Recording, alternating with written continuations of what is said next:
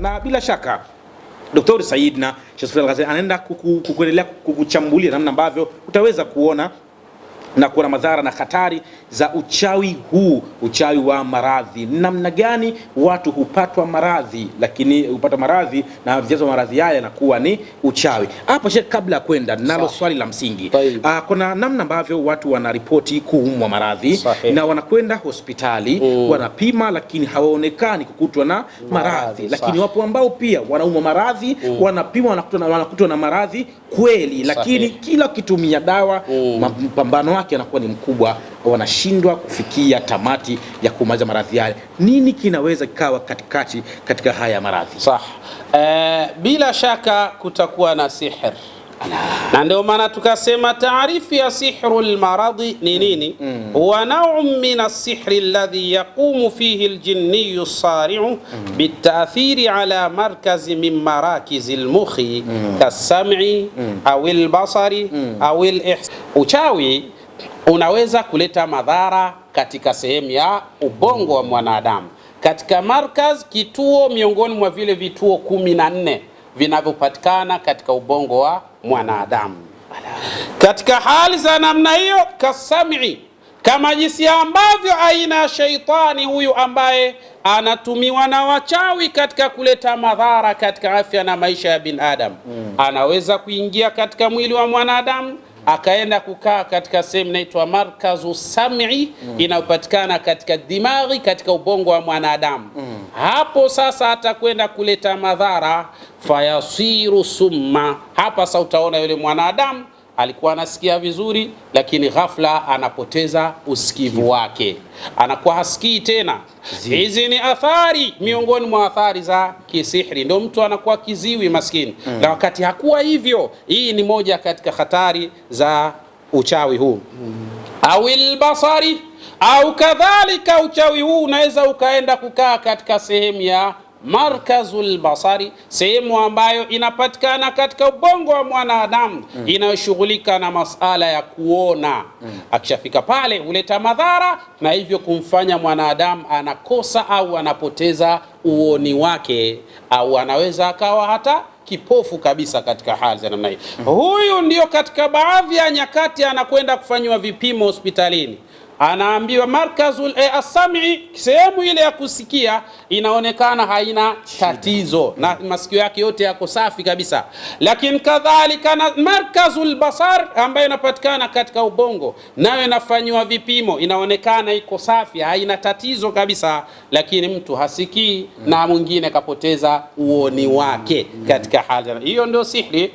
Yani uchawi ni kitu kibaya. Faman amila sihra falyatabawa maq'adahu minan nar, anayeroga watu akawafanyia uchawi watu, kawadhuru watu, ajiandae kwenda motoni kama hatoacha na kutubia kwa Mwenyezi Mungu Subhanahu wa Ta'ala. Awil ihsas, au kadhalika anaweza kwenda kuleta madhara katika sehemu inaitwa al-ihsas, sehemu ambayo ndio inapangilia masala ya hisia katika mwili wa mwanadamu. Ndio mtu anakufa kihisia, anakuwa hana hisia yoyote, mwili wote unakuwa kama vile umeparalyze vile, anakuwa katika hali za namna hiyo. Awil haraka, au kadhalika vile vile inaweza kuleta madhara katika markazul haraka. Unajua katika ubongo wa mwanadamu umegawanywa katika sehemu 3. Kuna hizi manatiq mutamayiza, kuna mintaqatun harakia, ndio hii tunaona kwa ajili ya kutengeneza haraka, yani harakati zote za mwili, yani shughuli zote za mwili ndio zinatengenezwa hapo katika ubongo, inaitwa mintaqatun harakia. Alafu kadhalika kuna hiyo sehemu ya ihsas yenyewe ndio inatengeneza hisia. Alafu kuna mintaqatun munadhama yenyewe inapangilia sa utaratibu wa mwili wenyewe, namna jinsi ambavyo unavyotakiwa katika hali za namna hiyo. Sasa pakipata madhara hapa fi tarfin min aljismi, hapa sasa huyu mwanadamu atajikuta naye anapata madhara katika sehemu ya kiungo katika mwili. Ndio kuna baadhi ya watu wamepoteza mkono na mguu, lakini asili ya kupotea mkono na mguu kwao ni uwepo wa sihrul maradhi, uchawi huu wa maradhi katika hali za namna hii. Wallahi ni hatari sana. Lau ndugu yangu utapata taratibu hizi, ukajitafiti na ukabaini haya yapo kwako, basi jambo la msingi ni wewe kuchukua juhudi za maksudi kabisa kuona namna gani unaweza ukanusurika na haya biidhnillah subhanahu wa ta'ala. Lakini kadhalika au juz'in min ajza'il jismi, au sehemu yoyote katika viungo vya mwili, au harakatin min harakatil jismi, au harakati katika haraka zile za mwili. Ndio utaona mtu anakosa utendaji katika mwili wake, lakini kumbe ni kwa sababu ya sihiri ndizo zimefanya katika hali za namna hii. Nini sababu? Au twende haraka haraka katika kutazama viashiria. Viashiria vyake, cha kwanza kabisa, ta'tilun hasatin au akthari min hawasil jismi, lakini kadhalika ni kuharibu hisia zote zinazopatikana katika mwili, au kuharibu kwa kiwango kikubwa cha hisia katika mwili wa mwanadamu. Ibn Qudama ndo akasema miongoni mwa uchawi upo uchawi ambao unamziwia mwanamume hata kuweza kuliendea tendo la ndoa pale anapokuwa na mkewe. Yani sihrul maradhi inaweza hata kumfanya mtu akawa yope, yani akawa hawezi kuliendea lile tendo la ndoa pale anapokuwa na mkewe. Uchawi ni kitu kibaya sana. Anayefanya uchawi na akawa hajaacha na kutubia kwa Allah, basi ajiandae kwenda motoni, fanaudhu billahi min nari jahannam. Lakini kadhalika kiashiria cha pili, alamun bi juz'in min ajza'il jismi au bil jismi kullihi, maana yake ni huyu mwanadamu atakuwa anapata maumivu katika sehemu miongoni mwa sehemu za mwili. Anapata maumivu katika sehemu miongoni mwa sehemu za mwili, maumivu ambayo hayatambuliki kidaktari. Anakuwa na maumivu makali, au mwili mzima una ripoti maumivu katika hali za namna hiyo. Kiashiria cha tatu, uchawi wa maradhi, as-sudaun au as-sar'u, ni mtu kuwa na maumivu sana ya kichwa chenye tabia ya kuhamahama. Anaumwa upande wa kulia, mara kinakuja kinauma mbele, mara anauma upande wa kushoto, mara kinauma kichwa kizima, kinauma kichwa kizima kweli kweli. Hii ni hatari sana. Au mtu kuwa anaanguka na kuzimia zimia. Hii ni hatari ambayo inaweza kujitokeza. Au tashannujat, au kadhalika mtu anaweza kuwa anakakamaa mwili. Uchawi unaweza kufanya hivyo katika matukio kama haya. Lakini kiashiria cha nne, tawaqufun kulliyun au juz'iyun anil haraka, ni mwili mzima kustopishwa kabisa katika sala la harakati. Ndio utamwona mtu pale alipolala kama amekufa vile, kumbe ni sihri ndo zinafanya hali za namna hiyo. Lakini kiashiria cha tano, shalalun tarafin au akthara min atrafil jismi, kuparalyze kiungo kimoja au viungo vingi katika mwili wake. Yani anakuwa katika hali za namna hii, ni hatari sana sana. Yumkinu dhuhuru aradin au akthara min al-a'rad al-madhkura au nahwiha. Kuna wakati inawezekana viashiria hivi tulivyovitaja vikadhihiri, na vinawezekana vikaja viashiria vingine ambavyo hatujavitaja biidhnillah subhanahu wa ta'ala. Huyu sasa matibabu yake ni yepi? Ndio hapo nataka niseme kwa haraka haraka, ili kadhalika biidhnillah subhanahu wa ta'ala mambo yaende sawa. Na kwa leo ndo nitakuwa naishia hapa. Yajibu al-kashfu awalan an sababi udhui. Ni vema sana kwanza paanze kufanya tafiti sababu ya kupooza, au sababu ya maumivu, au sababu ya kukosa hisia. Ni nini kilichopelekea mpaka mtu anakuwa katika hali za namna hiyo?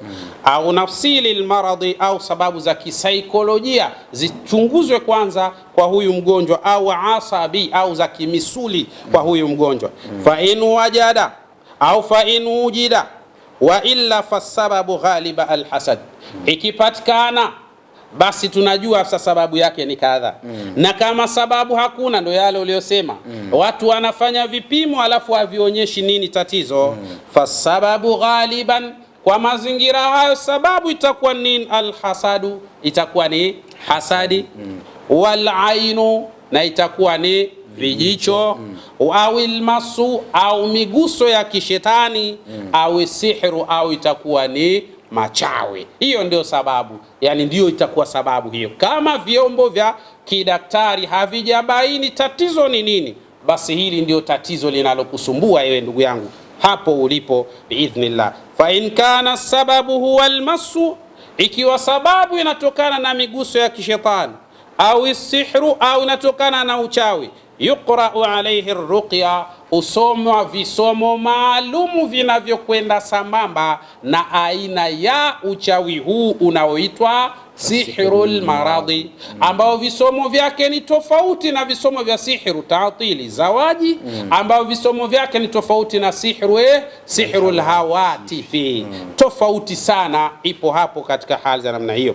Fa in takallama aljinniyu sari'u, ikiwa kama atazungumza huyu sheitani, basi zile hatua za uzungumzaji zitakwenda hivyo mpaka aweze kutoka.